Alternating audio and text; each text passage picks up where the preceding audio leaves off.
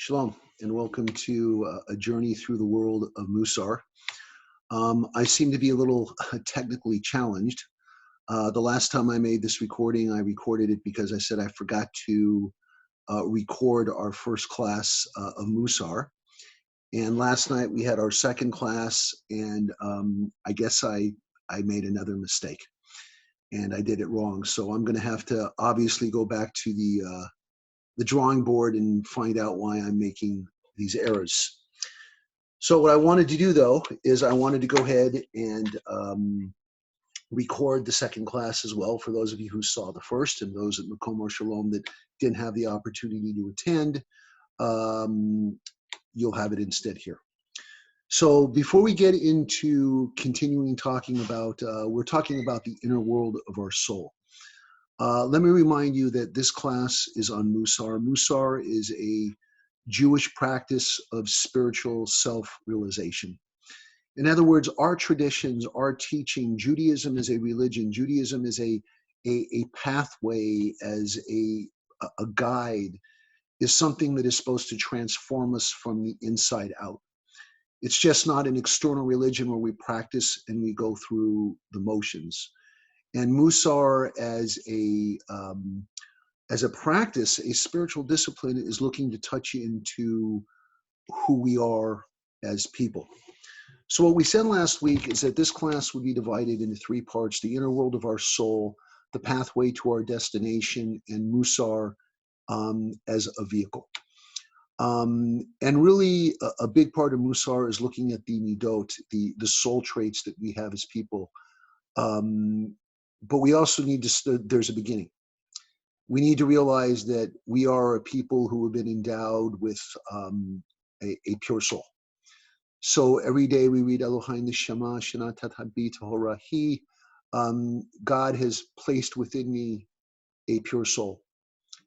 And that pure soul is connected to the reason of why we are Kiddushin to you, that you are holy, for I, the Lord God, am holy. And that sense of holiness, that slate of purity that we have of our soul, is connected to the type of people that we are as we elevate our mindfulness and our being and our ways in the world in which we live.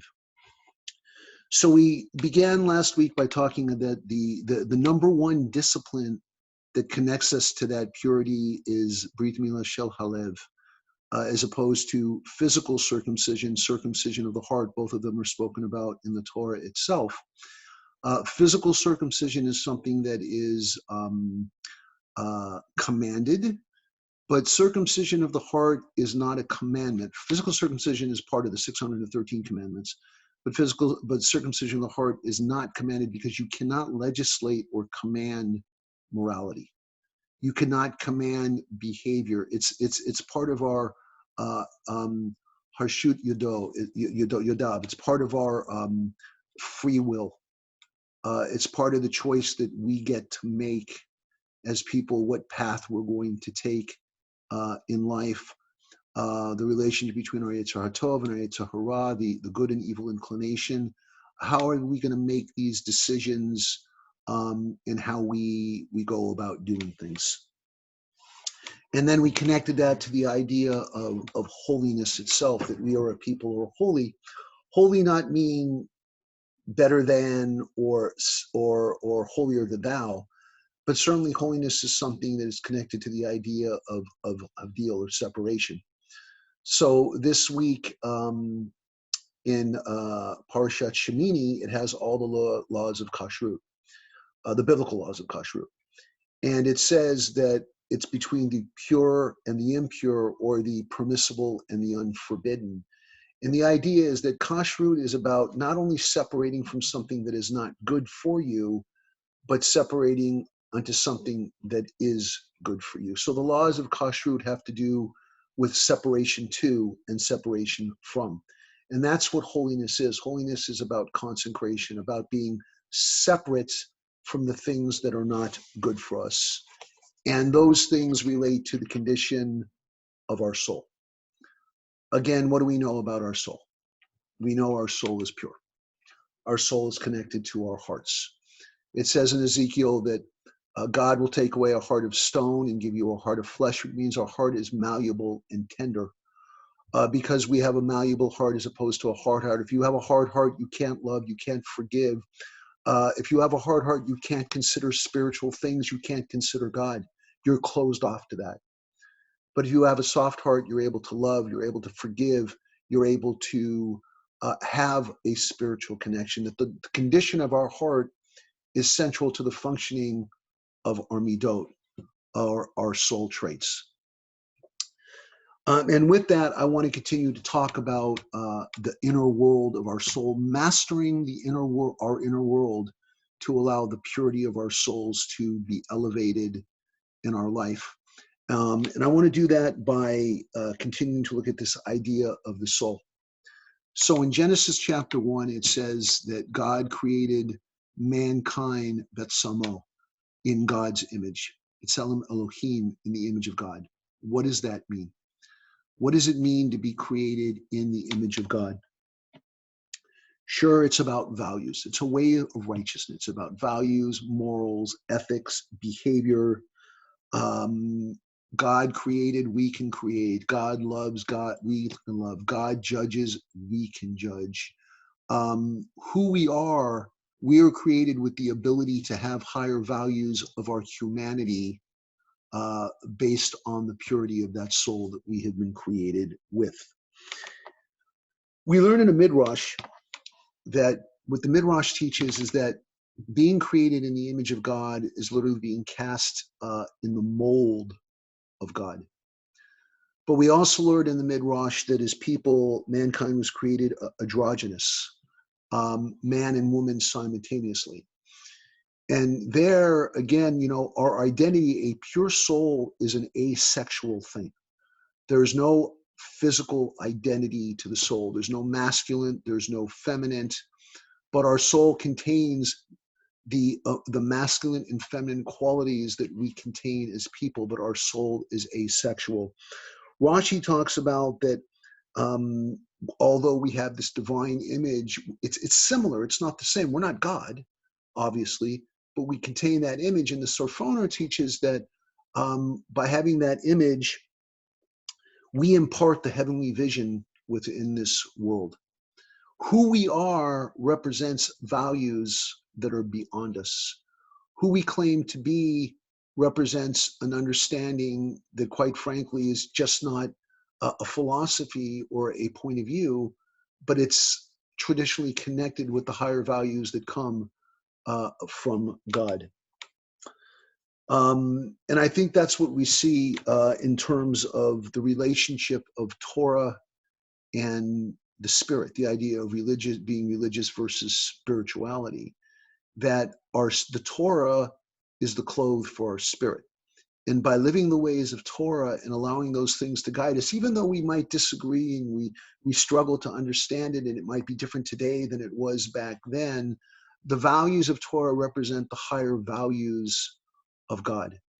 And when we live Torah, when we live the ways of God, it clothes and represents the nature of our spirit, which is in the image of the Creator God.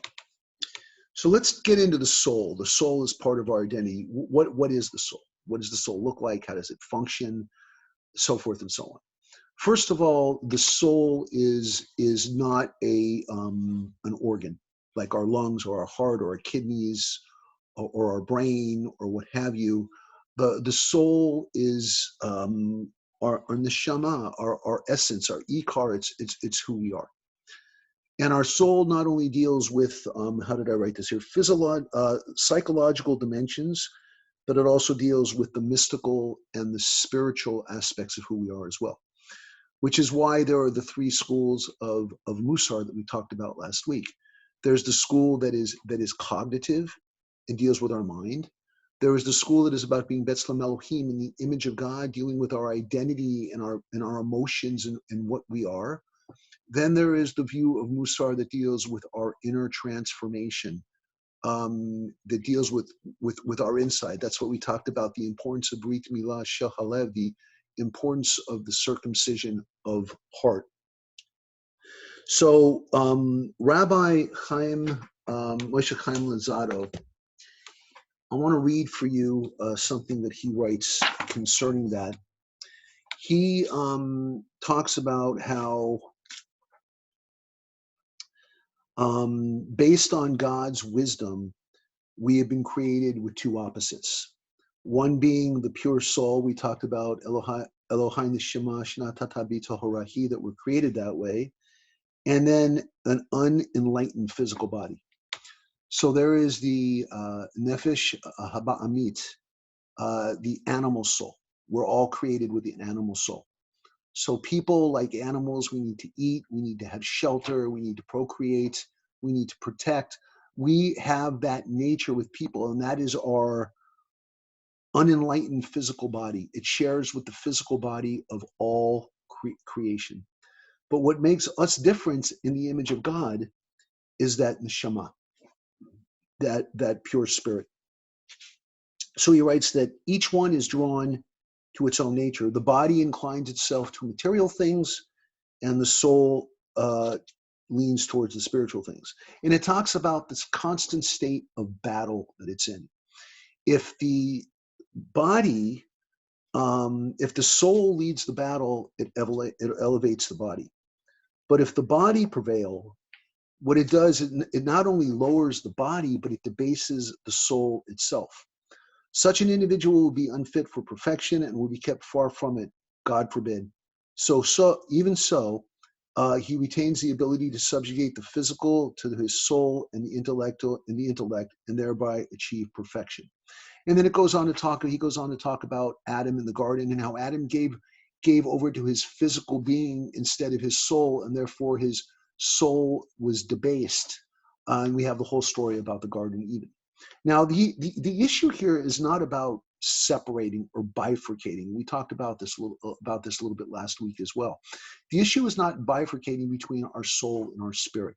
It's not about separating. It's about maintaining them and balancing them and understanding that we need to be a people, as a spiritual people, who are guided by our soul first, allowing our physical nature to follow along instead of being guided by our physical desires and allowing our soul to be debased by them. They need to work in tandem with one another. So what are the realms of the soul? First, there's the neshama, our ikar, the essence of who we are, our being, our soul, our hearts, our midot, the things that are that you cannot see, that are part of who we are, our neshama. Then there is the ruach. The ruach is the spiritual energies that guide us and our consciousness that convicts us. But understand, we can have bad spirits. We can have a spirit of anger. We can use that language, a spirit of hatred, a spirit of discontent. Our spirit can lead us down the wrong path, and we can ignore the convictions of our conscience. That is the ruach, and we have to maintain the ruach again by the Brit Milah Shehalev, by circumcising our heart and understanding that we need to be pure and holy, a holy people, a consecrated people, away from what is bad towards what is good. And lastly, our nefesh. Our nefesh is our human traits, our how we function as people, our bodily traits, the physical.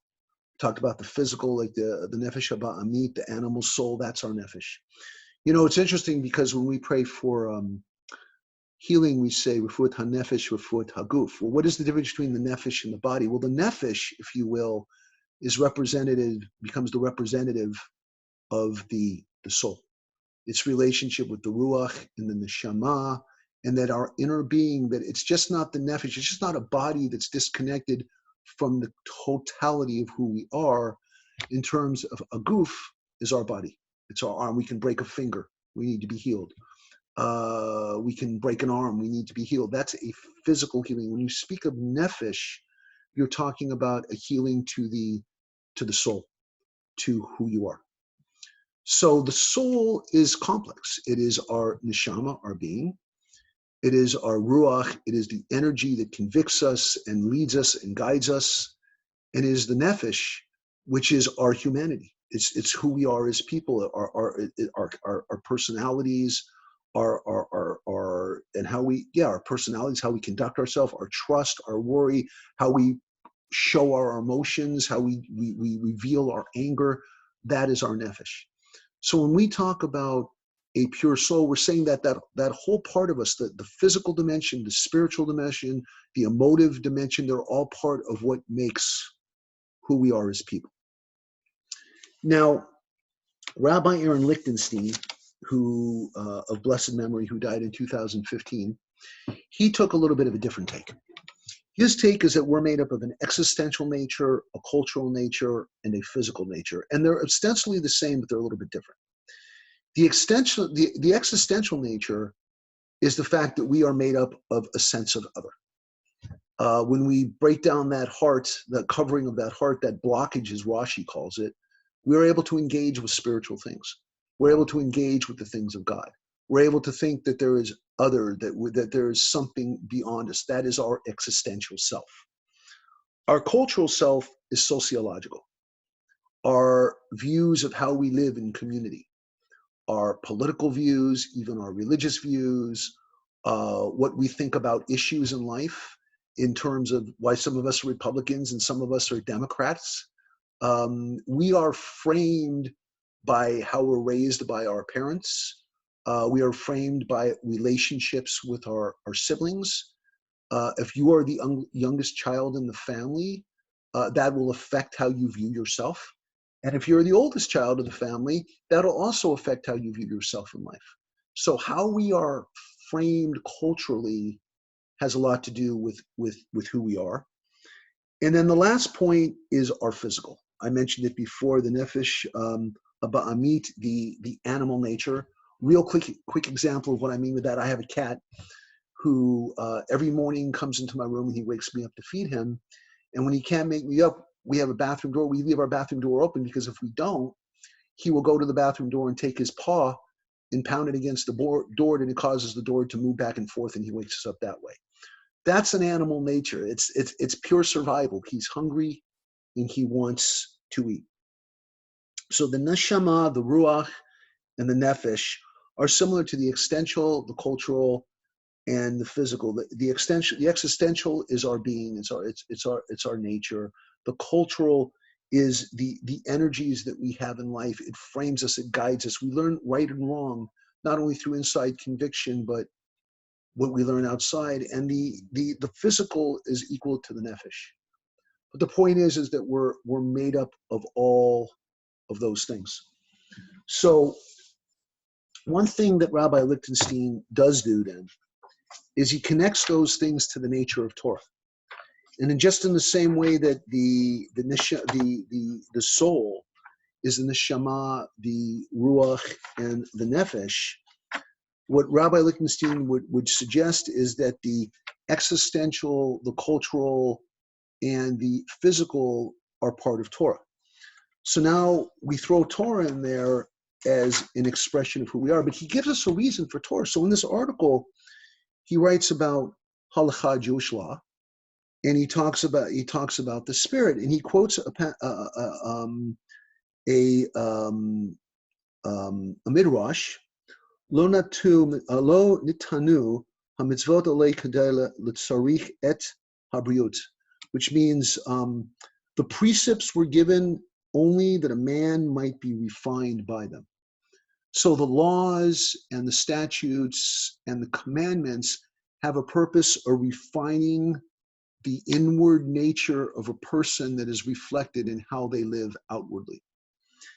Therefore, what Rabbi Lichtenstein would say is that Torah is unquestionably spiritual. Now that's important because, again, so many people have the view that, they'll say I'm religious and I'm not spiritual. But you can't really separate those two things, just like you can't separate the spirit and our body. They have to be in balance and they have to work together. And when they work together, they reflect the purity of what we are created to be, and how we conduct ourselves. So Mussar is about tikkun midot hanefesh, the fixing of the soul, the recounting of the soul, the reorganization of the soul. And that is the goal of the Jewish practice of self-realization, to repair, to fix, to better recalculate and correct our souls themselves. So I want to end this part of the inner world of our soul, talking about mastering the soul by circumcision of heart, the nature of the purity of our soul, the holiness where we separate from what is not good for what is right. The idea of understanding that being created in the image of God means we have that purity of soul, and that our soul is made up of the nefesh and the ruach and the neshama. How can I forget that one? That we are complex between the physical nature and the spiritual nature of who we are. And I want to just end by talking about our Mussar tool belt. What does that mean? So Mussar is a practice.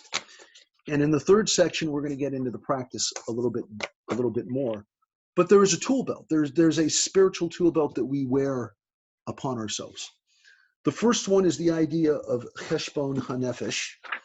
And I'm going to read this one quote by Bechaya Bar Yosef in Duties of the Heart. And he describes what cheshbon hanefesh is, and we're going to get into it in depth a little bit later. But he writes, cheshbon hanefesh, or self-accounting, is earnest deliberation on one's religious and secular concerns in the privacy of one's thoughts, to discover what they have accomplished and has yet to accomplish to their obligations. You see, Mussar as a practice is about being an individual, not individual in terms of being separate from others, but you have to begin with yourself. It's hard to look into yourselves and be honest and take an account of who you are and what needs to change and how you need to grow. And by doing cheshbon hanefesh, looking into yourself and saying, what is my role? What is my obligation spiritually and secularly in the world, my connection to God, to myself, to other people? How do I need to take accounting of my soul? That is the first part of the tool belt. The second part is the recognition of the good and the evil inclination. We need both of those to work together. The good inclination reminds us it's the way to go above the evil inclination. And the evil inclination reminds us that we need to be good. And we need to balance those things. And unless we balance those two things, it's very hard to achieve a higher level of our humanity. And I want to read a quote here. I wrote it down here. Give me 1 second just to find it.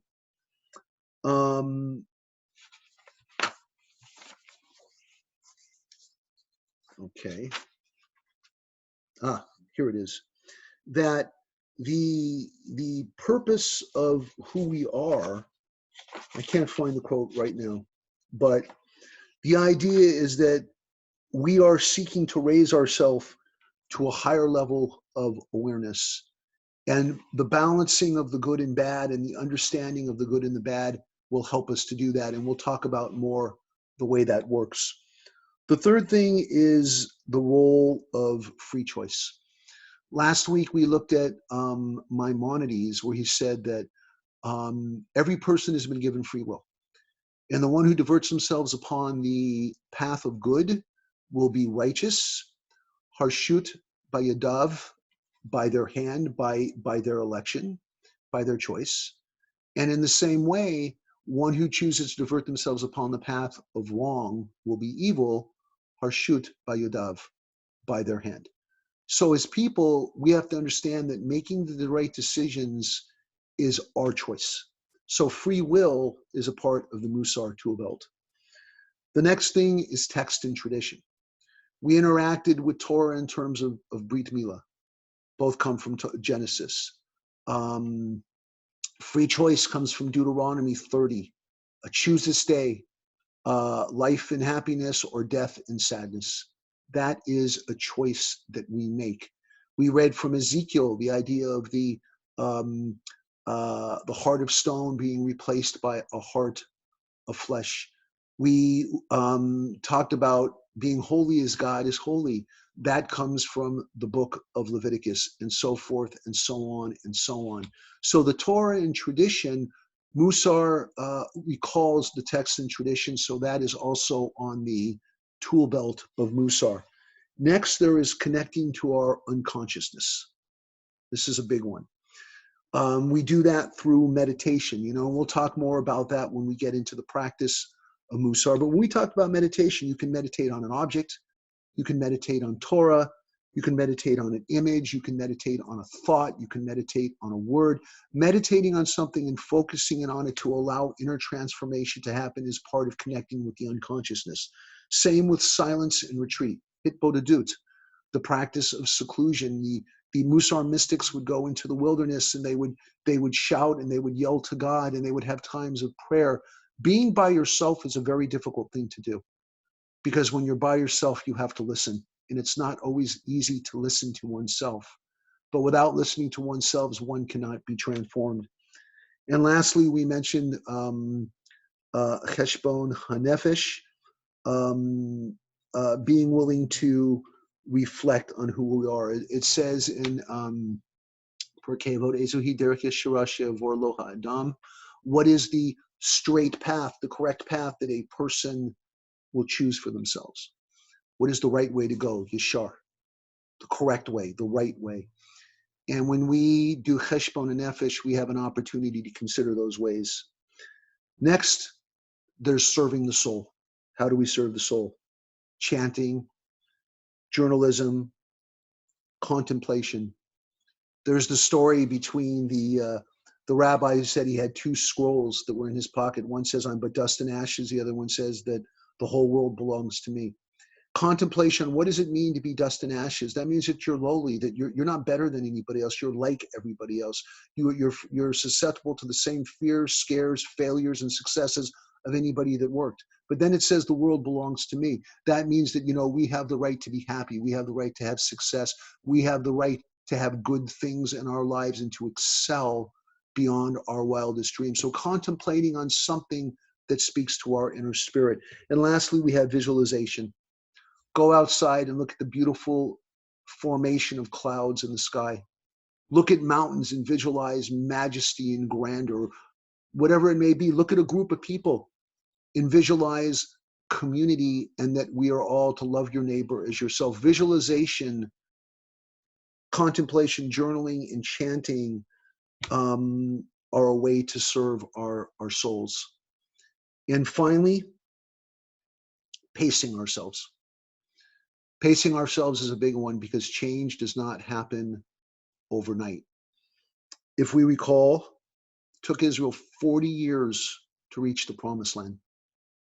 Right now, with the counting of the Omer, we are going through the 49 days, and each day, it's the 7 weeks are connected to the lower Sephirot of the Kabbalah, the lower Sephirot of the Kabbalah's teaching.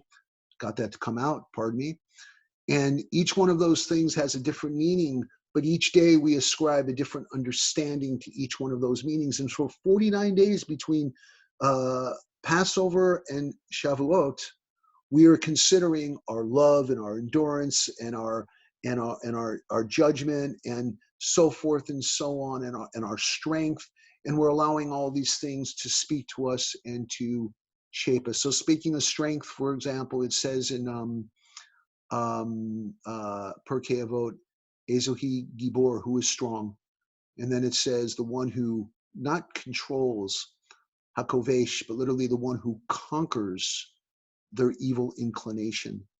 And by pacing ourselves and focusing on these things and visualizing and chanting and meditating and having text and having tradition and cheshbon nefesh and doing all these things, we can master the inner nature of the inner world of our soul.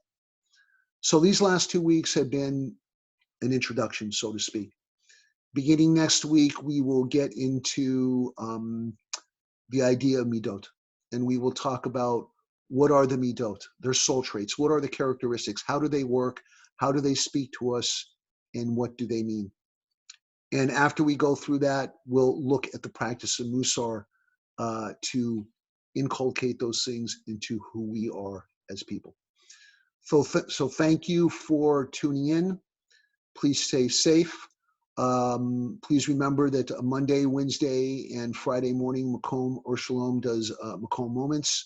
You can find us on Makom or Shalom on your Facebook page, not Makom or Shalom Encino, but Makom or Shalom. We have a Torah study this Saturday via Zoom. That information will be posted as well. And next Monday, we'll do this class again. And you know what? I'm going to try my best to record it properly this time. Stay safe, and we'll see you soon. Bye-bye.